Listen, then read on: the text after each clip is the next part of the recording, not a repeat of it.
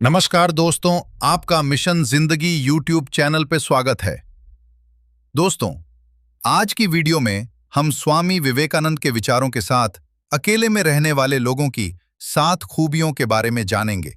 यदि आप भी इन खूबियों के बारे में जानना चाहते हैं, तो वीडियो में अंत तक अवश्य बने रहें। दोस्तों, अकेलापन एक ऐसा शब्द है जिससे सब घबराते हैं। अगर मैं कहूं कि आपको अकेले रहना है, तो आप परेशान हो जाएंगे, क्योंकि हमें इसकी आदत नहीं है, ना ही हम ऐसा करना चाहते हैं। बदलते जमाने के साथ लोगों का रहन सहन तो बदल ही रहा है, साथ ही जीने का तरीका भी बदल रहा है। कई लोग ऐसे हैं जो कि नौकरी इत्यादि के कारण अकेले रहते हैं, तो कई लोग ऐसे हैं जो अपनी मर्जी से अकेले रहना पसंद करते हैं, अपने काम को सच्चे लगन से अकेले ही करते हैं। जो लोग अपनी मर्जी से अकेले रहते हैं, उनमें कुछ अलग ही गुण होते हैं। ऐसे लोग जीवन में सफलता जल्दी हासिल कर लेते हैं। अकेले रहने के फायदे अगर आपने समझ लिया, तो समझो आपने पूरी जिंदगी समझ ली। अकेले रहना किसी के लिए वाकई आसान काम नहीं है। अकेले रहने का यह भी मतलब नहीं है कि हम अपने घर परिवार मित्रों से दूर रहें। अकेले रहने की भी एक कला है, जो आगे आपको इस कहानी में पता चलेगी। अकेले रहने का यहां मतलब है एकांत में रहकर अपने काम को, अपने सम्मान को, अपनी प्रतिष्ठा को, अपने अंदर झांकने की कला को, अपने उज्जवल भविष्य को आप आगे कैसे बढ़ा सकते हैं, उसके बारे में जानना हम इस कहानी के माध्यम से अकेले रहने के 7 अमूल्य गुणों के बारे में भी जानेंगे। एक बार की बात है, एक व्यक्ति स्वामी विवेकानंद के पास आया और बोला, गुरुदेव, मेरा मन बहुत दुखी है। मेरे दुख का क्या कारण है? गुरु बहुत ही आत्मज्ञानी व्यक्ति थे। गुरु ने कहा, अपने आप को चीजों से चिपका लेना, चीजों को पकड़ लेना और उन चीजों के प्रति आसक्त होकर उनके पीछे भागना ही तुम्हारे दुख का कारण है। उस व्यक्ति ने गुरु को धन्यवाद किया और कहा, गुरुदेव, आपने तो मेरी समस्या का समाधान कर दिया। मैं कितने दिनों से अपनी समस्या का समाधान चाहता था। आपका धन्यवाद गुरुदेव। यह कहकर वह व्यक्ति वहां से जाने लगा। गुरु ने कहा, पूरी बात तो सुन लो। उस व्यक्ति ने कहा, नहीं गुरुदेव, आपका इशारा मिल गया, बस वही काफी है। और समझदार को इशारा ही काफी होता है। 1 महीने के बाद वो व्यक्ति फिर से गुरु के पास आया। इस बार उस व्यक्ति का हाल बहुत ही बुरा था। वो बहुत ही दुखी था और सीधे गुरु के चरणों में गिर गया और कहा, गुरुदेव, आपने जो कहा था मैंने वैसा ही किया, पर मुझे सुख नहीं मिला, मुझे तो और दुख मिल रहा है। गुरु ने उस व्यक्ति से पूछा, तुमने ऐसा क्या किया? व्यक्ति ने कहा, मुझे अपने परिवार वालों से, मित्र रिश्तेदारों से दुख मिल रहा था। मैंने उन्हें छोड़ दिया और छोड़कर चला गया। 2-4 दिन तो मुझे अच्छा लगा, पर धीरे धीरे मुझे उनकी याद आने लगी। अपने माता पिता, अपनी पत्नी, अपने बच्चे याद आने लगे, रिश्ते, रिश्तेदार, यहां तक कि मुझे अपने शत्रु याद आने लगे। इतना दुखी तो मैं उनके पास रहकर भी नहीं था, जितना मैं उनसे दूर होकर हो गया हूं। इसलिए आज मैं वापस घर जाने के लिए निकला था और आपके पास आ पहुंचा। आपने मुझे इतनी गलत सलाह क्यों दी गुरुदेव? गुरु मुस्कुराए और कहा, तुम परिवार को छोड़कर भागे, मित्रों, रिश्तेदारों, यहां तक कि शत्रुओं को भी छोड़कर भागे। पर यह तुम्हारी गलतफहमी थी कि तुम छोड़कर भाग रहे हो। वास्तव में तुम उन्हें लेकर भाग रहे थे। व्यक्ति ने कहा, पर गुरुदेव, मैं तो किसी को अपने साथ नहीं लाया। गुरु ने कहा, जो चीज हमें दुख देती है वो कहीं बाहर नहीं होती, यहां तक कि जो हमें सुख देती है वो भी बाहर नहीं होती। ये सब परिवार वाले, रिश्तेदार, मित्र, शत्रु, ये सब कहाँ बसते हैं? ये सब हमारे मन में बसते हैं। और जब तुम भागे तो तुम अपने मन को साथ लेकर भागे, और तुम्हारे मन में ये सब तुम्हारे साथ भाग रहे थे, तो तुम इनसे कहीं दूर गए ही नहीं। जब जो चीजें मन में बसी हों और वो आसपास हों, वो हमें बहुत लगता है, पर वो बहुत कम होता है। और जब हम इन चीजों से दूर हो जाते हैं, यानी छोड़कर भाग जाते हैं, तो मन उन चीजों को पाने के लिए फिर से प्रयास करने लगता है, और तब ये बहुत ज्यादा दुख देती है, जैसा तुम्हें हो रहा है। व्यक्ति ने कहा, तो गुरुदेव, मैं क्या करूं? चीजों के साथ रहूं तो दुख, चीजों को छोड़कर जाऊं तो दुख। क्या मैंने सिर्फ दुख उठाने के लिए ही जन्म लिया है? गुरु जोर से हंसे और कहा, यह बात बिल्कुल सत्य है। यहाँ सब सिर्फ दुख उठाने के लिए ही जन्म लेते हैं। पर यह भी सत्य है कि इन दुखों के पार सुख है और इन सुखों के पार दुख है, फिर सुख और फिर दुख है। जिन चीजों में हमें सुख नजर आता है वो दुख देते हैं, और जिनमें दुख नजर आता है वही सुख का कारण बन जाते हैं। उस व्यक्ति ने कहा, गुरुदेव, क्या इस दुख और सुख के मायाजाल से निकलने का कोई रास्ता नहीं है? गुरु ने कहा, रास्ता तो है, मगर तुम इसी दुनिया में रहना चाहते हो, इन सब के साथ रहना चाहते हो, तो तुम्हें एक काम करना होगा। तुम ऐसे रहो जैसे कि तुम इस दुनिया में अकेले हो, सबके साथ रहो पर अकेले रहो। व्यक्ति ने कहा, पर गुरुदेव, ये कैसे हो सकता है?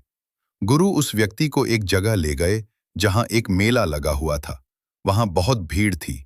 गुरु ने कहा, देखो अपने आसपास, यहां किसी को जानते हो? व्यक्ति ने कहा, नहीं, यहां तो कोई भी मेरी जान पहचान का नहीं है। गुरु ने कहा, क्या तुम यहां अकेले हो? व्यक्ति ने कहा, हाँ गुरुदेव, बिल्कुल अकेला। गुरु ने कहा, नहीं, तुम्हारे मन में कुछ चल रहा है, तुम अकेले नहीं हो। व्यक्ति ने कहा, हाँ, मैं जल्द से जल्द अपने घर जाना चाहता हूँ, अपनी पत्नी से, अपने बच्चों से, अपने माता पिता से मिलना चाहता हूँ, अपने मित्रों से मिलना चाहता हूँ, वही मेरे मन में चल रहा है। गुरु ने कहा, अब ये सब भूल कर आंखें बंद कर लो और अपना ध्यान यहाँ होने वाली आवाजों पर लगा दो। व्यक्ति ने ऐसा ही किया, और जैसे ही उसने अपनी आंखें बंद की और सारा ध्यान वहां हो रही आवाजों पर लगा दिया, उसे एक अकेलापन, एकांत महसूस हुआ। उसे लगा कि वह इतनी बड़ी भीड़ में भी अकेला है। सभी आवाजों के ऊपर ध्यान लगाने के कारण किसी आवाज का कोई महत्व नहीं था, बस आवाजें थीं और वह था। उसने अपनी आंखें खोली और कहा, गुरुदेव, यहां तो मैं बिल्कुल अकेला हूं। सब हैं पर कुछ नहीं है। गुरु ने कहा, बस इसी तरह अकेले होना है। तुम रहो सबके साथ, पर भीतर से अकेले रहो। साथ में सब हो पर मन में कोई ना हो। जिसने इस तरह अकेले जीना सीख लिया, उसे कभी जीवन में दुख नहीं होगा। उसे चीजें दुख नहीं देंगी। वह हर चीज में आनंद की प्राप्ति कर सकता है। गुरु ने आगे कहा, महान सफलताएं अकेलेपन से ही शुरू होती हैं। अकेलापन ही हमें उनसे मिलाता है। अपने अकेलेपन को नकारात्मक मत समझना, बल्कि उसे एकांत समझकर खुद को जानने का प्रयास करो। जब तुम्हें एकांत पसंद आने लगे तो समझो तुम्हारा वास्तविक वजूद तुमसे मिलना चाहता है। इसलिए अपने इस एकांत प्रेम का सम्मान करो।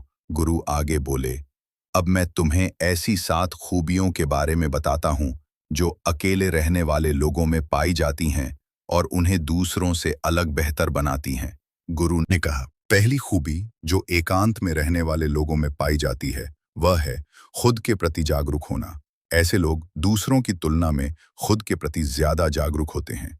खुद के स्वभाव और आचरण के बारे में ज्यादा गहराई से जानते हैं। ऐसा इसलिए होता है क्योंकि जब हम अकेले होते हैं तो हमें खुद के बारे में ज्यादा सोचने का काफी समय मिल जाता है, जिससे हम खुद के व्यवहार को अच्छे से समझ पाते हैं। एकांत में रहने वाले लोग खुद की ताकत और कमजोरी के बारे में भी अच्छे से जान पाते हैं, जिससे वे दूसरे लोगों की तुलना में किसी भी खराब परिस्थिति का सामना ज्यादा अच्छे से कर सकते हैं। गुरु ने कहा, अकेले रहने वाले लोगों की दूसरी खूबी है सकारात्मक सोच। अकेले रहने वाले लोग सकारात्मक सोच वाले लोग होते हैं।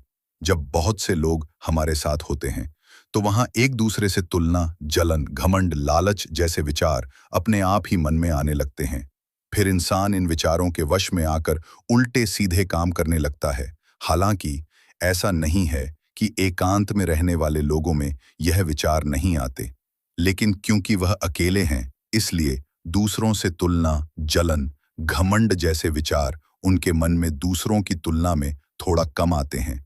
साथ ही अकेले रहने की वजह से उन्हें खुद के बारे में सोचने का ज्यादा समय मिलता है, जिससे वे अपने नकारात्मक विचारों को पहचानकर उन्हें कम कर सकते हैं, जिसके कारण एकांत में रहने वाले लोग ज्यादा सकारात्मक होते हैं।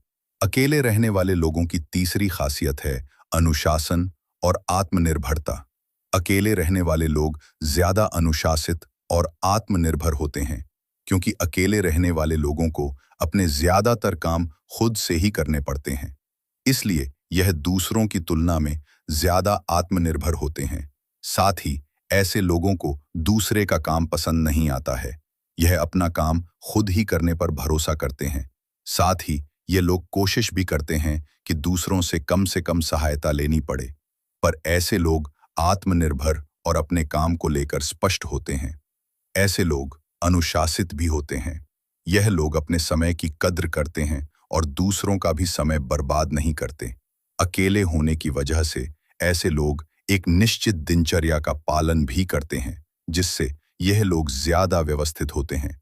गुरु ने आगे कहा, अकेले रहने वाले लोगों की चौथी खासियत है बारीकी और गहराई में जाकर सोचना। अकेले रहने वाले लोग किसी भी चीज के बारे में बड़ी बारीकी से और गहराई में जाकर सोच सकते हैं। अकेले रहने वाले लोगों की ये सबसे बड़ी खासियत होती है। इसलिए जितने भी लेखक, कवि और बड़े किताबों के रचयिता हैं, उन सभी को एकांत में रहना पसंद था, क्योंकि जब कोई व्यक्ति एकांत में होता है तब अपने अंदर की आवाज सुन पाता है।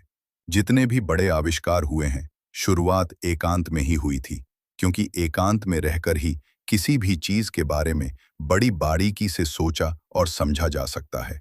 गुरु ने कहा, एकांत में रहने वाले लोगों की पांचवी खूबी है अलग व्यक्तित्व। अकेले रहने वाले लोगों का व्यक्तित्व सबसे अलग हटकर होता है। वे लोग जो ज्यादातर दूसरे के साथ रहते हैं, वो अकेले रह ही नहीं पाते। वो कितनी भी कोशिश कर लें, लेकिन जाने अनजाने में सही, लेकिन दूसरे के व्यक्तित्व का कुछ हिस्सा उनके अंदर आ ही जाता है। दूसरों की आदतें, दूसरों के विचार उनके अंदर प्रवेश कर ही जाते हैं, जिससे उनके व्यक्तित्व में वह अनूठापन, वह निरालापन नहीं आ पाता। उनका व्यक्तित्व कई सारे लोगों के साथ व्यक्तित्व का मिश्रण होता है, परंतु एकांत में रहने वाले लोग अपना ज्यादातर समय अपने साथ बिताते हैं। इसलिए ये दूसरे की बातों और विचारों से बहुत ही कम प्रभावित होते हैं। उनके अपने जीवन जीने के कायदे और नियम खुद के बनाए होते हैं, जिनका यह पालन करते हैं। यह किसी से भी आसानी से प्रभावित नहीं होते। इसलिए ऐसे लोगों की शख्सियत सबसे हटकर सबसे अलग होती है। इससे इनके व्यवहार में एक अलग ही निरालापन होता है, जो किसी दूसरे व्यक्ति को भी पसंद आ सकता है। गुरु बोले, छठी खासियत जो एकांत में रहने वाले लोगों में होती है, वो है ज्यादा लोगों से संबंध ना बनाना। अकेले रहने वाले लोग ज्यादा लोगों से अपने संबंध नहीं बनाते, लेकिन यह जितने भी लोगों से संबंध बनाते हैं, सच्चे दिल से बनाते हैं। ऐसे लोगों के बहुत ही कम दोस्त होते हैं, लेकिन जितने भी होते हैं, यह उनसे अपनी दोस्ती पूरी ईमानदारी से निभाने की कोशिश करते हैं। अक्सर लोगों को लगता है कि एकांत में रहने वाले लोग बहुत कम बात करते हैं, लेकिन उनसे पूछें जिनसे यह दिल से जुड़े होते हैं, उनसे ये कितनी बातें करते हैं। ऐसे लोग जिन्हें अपना मान लेते हैं, उनके सामने अपने पूरे दिल की बात रख देते हैं। अकेले रहने वाले लोग बहुत ही कम लोगों के साथ संबंध रखते हैं, लेकिन जरूर पड़ने पर वो अपनी तरफ से पूरी मदद करने के लिए तैयार रहते हैं। इसीलिए इनके रिश्ते कम लोगों से तो होते हैं, लेकिन जिनके साथ भी होते हैं बहुत मजबूत होते हैं। गुरु ने कहा, एकांत में रहने वाले लोगों की सातवीं खूबी है मानसिक और भावनात्मक रूप से मजबूत होना। अकेले रहने वाले लोग मानसिक तौर पर और भावनात्मक रूप से मजबूत होते हैं, क्योंकि उनसे पता होता है कि अगर कोई समस्या उनके ऊपर आती है तो उन्हें अकेले ही उन समस्याओं से निपटना पड़ेगा। ऐसा बार बार करने से उनके अंदर खुद के प्रति आत्मविश्वास बढ़ जाता है, और आत्मविश्वास वो आत्मसम्मान के बनने से वो मानसिक और भावनात्मक तौर पर और मजबूत होते चले जाते हैं, और ये मान लेते हैं कि कोई भी ऐसी समस्या नहीं है जिसे वो अपने दृढ़ इच्छा शक्ति के दम पर हरा ना सके। और यही एक सोच उन्हें दूसरों से अलग बनाती है। इतना कहने के बाद गुरुजी चुप हो गए। उस व्यक्ति ने कहा, गुरुदेव, आपकी सारी बात तो ठीक है, लेकिन ये कब कहा जा सकता है कि अकेलापन एक वरदान है? ये सुनकर गुरु ने कहा, अकेलापन हमेशा से ही एक वरदान रहा है, अगर हम उस समस्या को पूरी सकारात्मकता के साथ उपयोग कर पाएं तो। क्योंकि जब हम दुनिया के लोगों के साथ होते हैं तब हम भीड़ का हिस्सा होते हैं, लेकिन जब हम अकेले होते हैं तब हम खुद के साथ होते हैं। जब हम खुद के साथ होते हैं तभी हम अपने समय का सदुपयोग, खुद का आकलन, खुद के शौक, सभी बातों पर अच्छे से ध्यान दे सकते हैं, अपनी कमजोरियों पर भी काबू पा सकते हैं। ऐसा कह सकते हैं कि सच में अच्छाई की राह और इंसानियत की मंजिल भी पा सकते हैं। उस व्यक्ति को गुरु की बात समझ आ गई, वो गुरु को धन्यवाद कहकर चला गया। दोस्तों, मुझे उम्मीद है कि यह वीडियो आपको पसंद आई होगी। यह वीडियो आपको कैसी लगी हमें कमेंट करके अवश्य बताएं और अपने दोस्तों के साथ भी शेयर करें। वीडियो देखने के लिए आप सभी का बहुत बहुत धन्यवाद।